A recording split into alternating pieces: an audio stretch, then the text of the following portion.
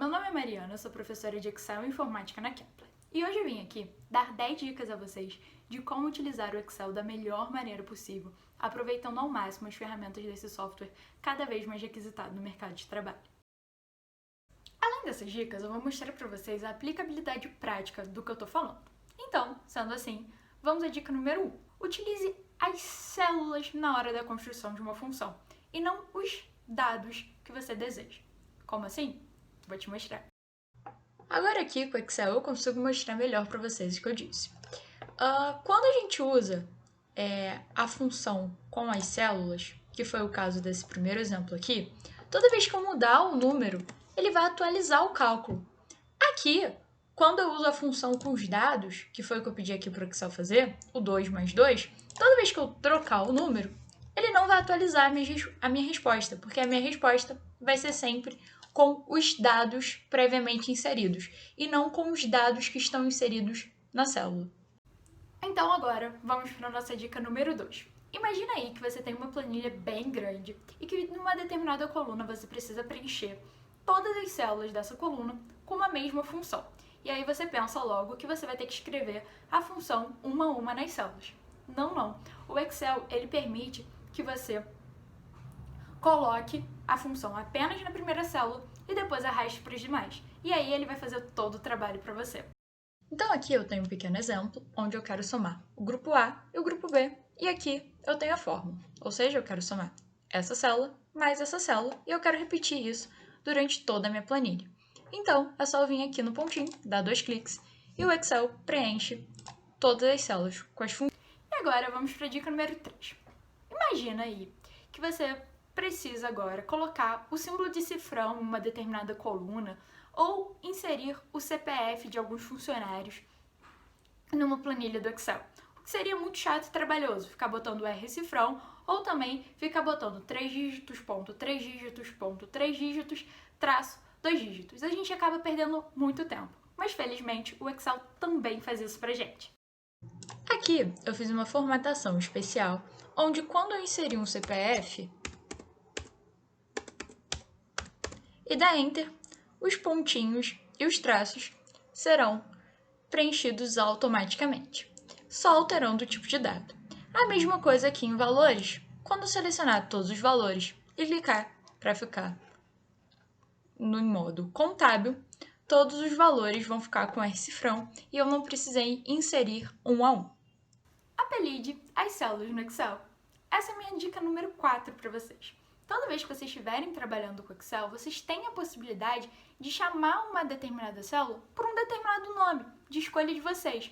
Então, por exemplo, toda vez que vocês tiverem uma situação problema, onde vocês têm um dado armazenado numa célula, e esse dado ele seja usado diversas vezes para diversos cálculos, você pode simplesmente apelidar ele. E toda vez que você quiser encontrar ou você clicar em cima da fórmula, ao invés de estar o nome da coluna com o encontro da linha, o nome padrão de célula, vai estar o nome que você colocou. Assim fica mais fácil para você se localizar no Excel e lembrar das coisas que você estava fazendo, porque a longo prazo a gente acaba esquecendo. Aqui nesse exemplo, eu renomeei essa célula aqui como porcentagem, ou seja, eu apelidei ela como porcentagem. E aí, quando eu fui fazer os cálculos, que eram o grupo A vezes a porcentagem, eu queria saber quanto era 7% de todos esses valores aqui, eu fiz a célula vezes a célula que contém a porcentagem, que agora está nomeada como porcentagem. E assim fica mais claro eu saber qual conta eu estou fazendo olhando aqui a minha função na barra de fórmula. Essa dica número 5 vai ser muito importante quando vocês estiverem usando a dica número 2, que é o seguinte, é o trancamento de células do Excel. Às vezes, a gente está arrastando a função que a gente escolheu para baixo, porém, alguns dados não podem mutar, porque eles são uma referência padrão, que tem sempre que ser aquele mesmo dado. Quando isso acontece, o Excel disponibiliza para a gente a opção de fazer o trancamento da célula. Assim, quando você arrastar para baixo, aquela célula que você realizou o trancamento, ela não vai se mover. E assim, a sua conta nunca vai dar errado. E o seu trabalho vai ser produtivo, rápido, de maneira correta. Eu tenho um exemplo de trancamento de células, onde eu quero que as horas sejam multiplicadas pelo valor da hora e o resultado acrescido ao valor bônus que a pessoa ganhou. Só que, se eu simplesmente fazer igual lá na dica 2 e arrastar essa fórmula para baixo, vai chegar um dado momento onde só vai ser realizada a soma. Por quê? Porque ele vai parar de fazer a multiplicação que eu pedi. Então, o que eu tenho que fazer? Eu tenho que realizar o trancamento, que é botar esse cifrão na frente do F e do 7 da célula e arrastar para baixo, dar os 2 cliques aqui novamente. E aí sim, o valor vai ser computado certinho, porque eu vou estar bloqueando, dizendo que o Excel sempre tem que pegar esse valor aqui. Agora, vamos à dica número 6. E ela é uma das minhas favoritas, que é a tabela. Utilize tabela no Excel sempre que você puder. A tabela é uma ferramenta incrível que facilita muito o nosso trabalho. Por exemplo, quando a gente escreve uma função numa célula de uma tabela, ela já pega toda a lógica que você quer e já atribui as outras. Além da gente ter várias possibilidades de trabalhar com os intervalos já renomeados, a gente pode passar um nome específico para aquela tabela. Todas as colunas vão ter, quando você selecionar um intervalo, vão ter um nome específico daquela coluna. Então, na hora da gente visualizar essa planilha pós-pronta, a gente visualiza ela com muito mais clareza e facilita muito o nosso entendimento e trabalho. Além do entendimento de quem está usando a planilha também.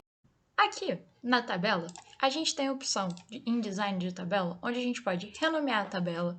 E toda vez que a gente for trabalhar com os intervalos da tabela, por exemplo, eu quero dizer que essa célula aqui é igual à coluna valores, valor da tabela, né? Vai aparecer sempre o nome da tabela e a coluna na qual eu estou me referindo. Então, na hora da leitura e interpretação disso aqui, fica muito mais prático. A minha dica número 7, ela também é uma das minhas favoritas, porque a gente utiliza ela atrelada à tabela.